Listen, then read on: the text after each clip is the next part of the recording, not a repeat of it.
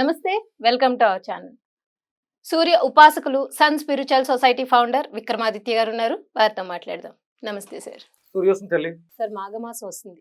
మాఘమాసం అంటేనే అందరికీ తెలిసిందే విశిష్టంగా సూర్య ఆరాధన జరుగుతుంది. అందులో రథసప్తమి అందరూ మన హిందువులందరూ చాలా చక్కగా చేసుకునే పండుగ అది. అయితే మాఘమాస ఆరాధనకి ఇప్పుడు మీరు చెప్పినట్టు మాలలు వేసుకోమని చెప్పారు సార్. కొంతమంది వేసుకుంటారు, కొంతమంది కుదరకపోవచ్చు. అందరూ వారం రోజులే వేసుకోవచ్చు. కానీ నెల రోజులు మాఘమాసం సూర్య ఆరాధన చేయాలి అనుకున్న వాళ్ళు అసలు ఎటువంటి ఆహార నియమాలు కానీ లేకపోతే ఎటువంటి నియమనిష్టలతో మాఘమాసంలో సూర్య భగవాన్ని ఆరాధించాలంటారు? మాఘమాసం అనగానే పూర్వం రోజుల్లో మనకి ఒక పాట వస్తుంది. మాఘమాసం ఎప్పుడు వస్తుందో అంటే మాఘమాసం కోసం కన్నె పిల్లలు ఎదురు చూస్తారు. అవును సార్. అంటే ఇప్పుడు ఎప్పుడు పడితే అప్పుడు పెళ్ళిళ్ళు జరుగుతాయి. పూర్వం రోజుల్లో ప్రత్యేకమైనటువంటి పర్వదినాలలో మాత్రమే సూర్య అంటే దేవాలయాల్లో కళ్యాణాలు. అవును సార్. అంటే మనకి రథసప్తమికి సూర్యుడికి కళ్యాణం చేస్తారు. అంటే అది సందర్భానుసారం చేసుకుంటూ వెళ్తారు. పూర్వం రోజుల్లో ఉన్నటువంటి పరిస్థితులలో మాఘమాసానికి ఉన్నటువంటి విశిష్టత అంటే మనకి చాలా మాసాలు ఉన్నాయి. ఇప్పుడు మనం పుష్యమాసంలో ఉన్నాం. మొన్న మార్గశీర్ష మాసం, దానికి ముందు కార్తీక మాసం, ఆశ్వేజ మాసం, ఇలా అంటే ఒక్కొక్క మాసానికి ఒక్కొక్క విశిష్టత సూర్యుడి యొక్క సంచారం వల్ల వచ్చింది. మనం మొన్న సంక్రాంతి, మకర సంక్రమణం, ఆయన మకర రాశిలో ప్రవేశించాడు. అంటే ప్రవేశించాడు కాదు, మకరానికి సంబంధించిన శక్తి ఉద్భవించింది. ఆయన ఏమి కదలడు. సూర్యుడు అలాగే స్థిరంగా తన చుట్టూ తను తిరుగుతూ ఉంటాడు. అలా ఆయన చుట్టూ భూమి తిరుగుతూ ఉంటుంది.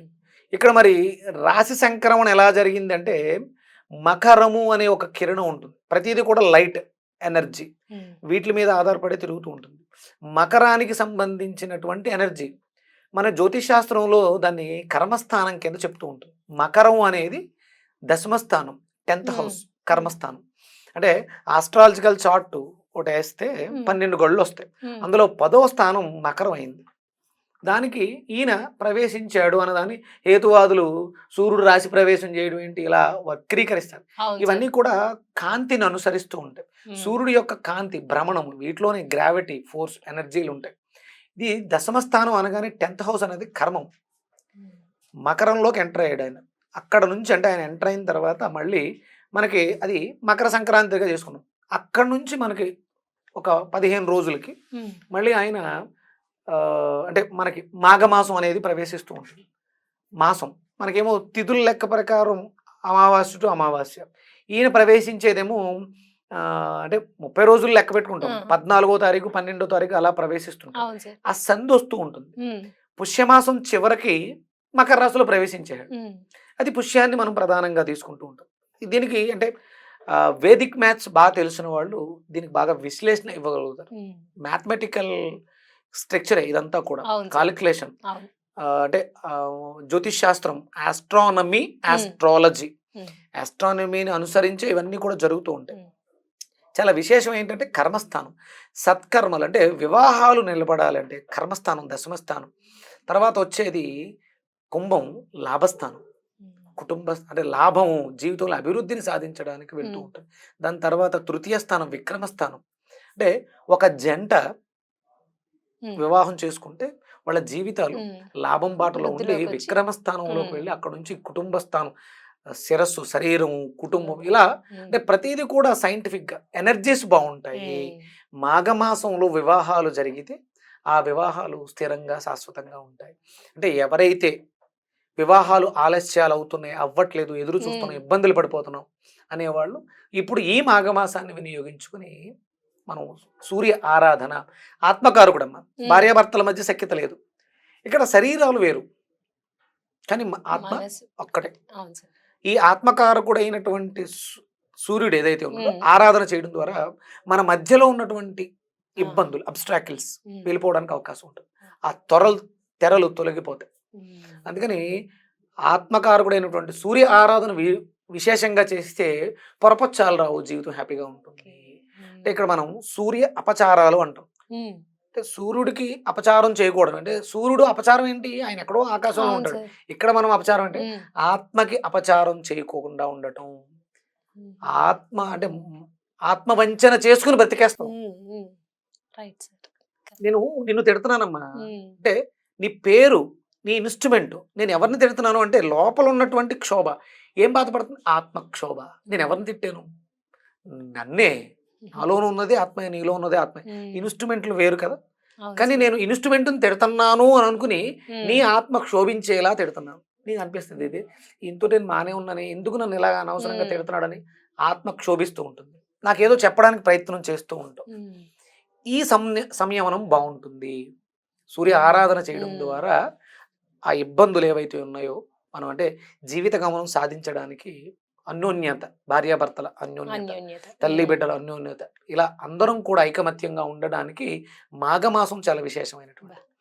ఇక్కడ ప్రధానంగా మాఘమాసం అనగానే పెద్దవాళ్ళు అటుకులు గుర్తు చేస్తారు. ఇప్పుడు కేవలం అటుకులు మాత్రమే తింటారు. ఇక్కడ మనకి మొన్న తొలకరి పంటలు వచ్చినాయి, అందుకని సంక్రాంతి చేసుకున్నాం. ఆ వడ్డీని నానబెట్టి అటుకులు చేస్తారు.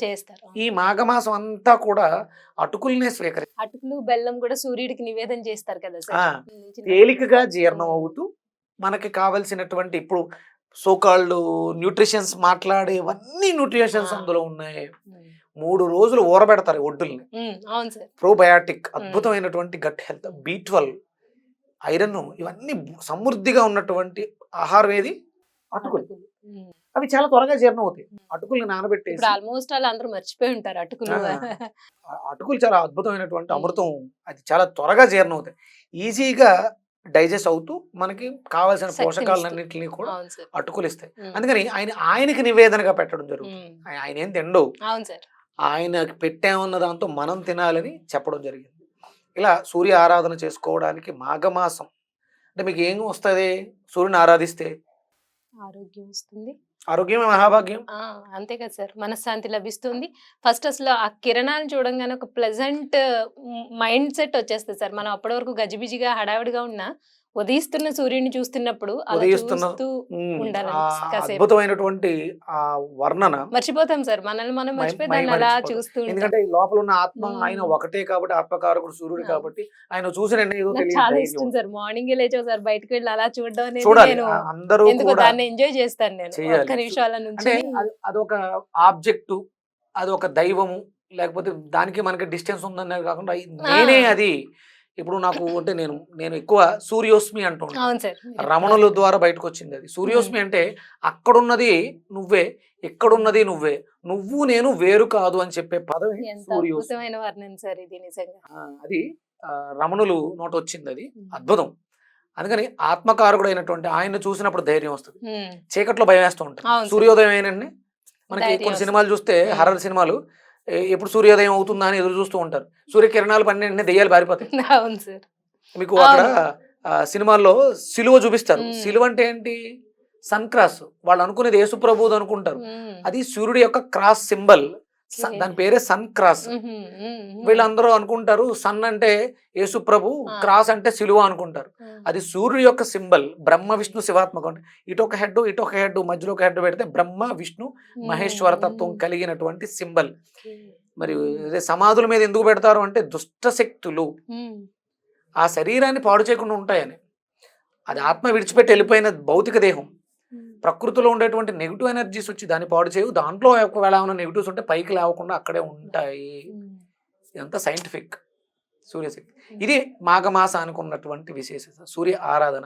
మీరు ఎప్పుడైనా మీ ఇంట్లో మీ దేవుడి పటాల్లో భగవంతుడికి ప్రసాదం పెట్టారా? ఎప్పుడన్నా తింటాం చూసారా? తీసుకున్నారా? మీరు ఎప్పుడన్నా అలా మీరు పెడితే తన చేతులతో మీ ప్రసాదాన్ని స్వీకరించడం చూడాలనుకుంటున్నారా? ఖచ్చితంగా సార్, అనిపిస్తుంది కదా, ఫీలింగ్ అనిపిస్తుందా? చాగంటి కోటేశ్వరరావు గారు వాళ్ళ గురువు గారు చెప్పిన మాట చెప్తారు. ఒకసారి ఏ భగవంతుడైనా మనం పెట్టిన ప్రసాదాన్ని చేతులతో తిని ఇది బాగుంది, బాగా చేసావు అంటే ఎంత ఆనందంగా ఉంటుంది అని అంటారు కదా.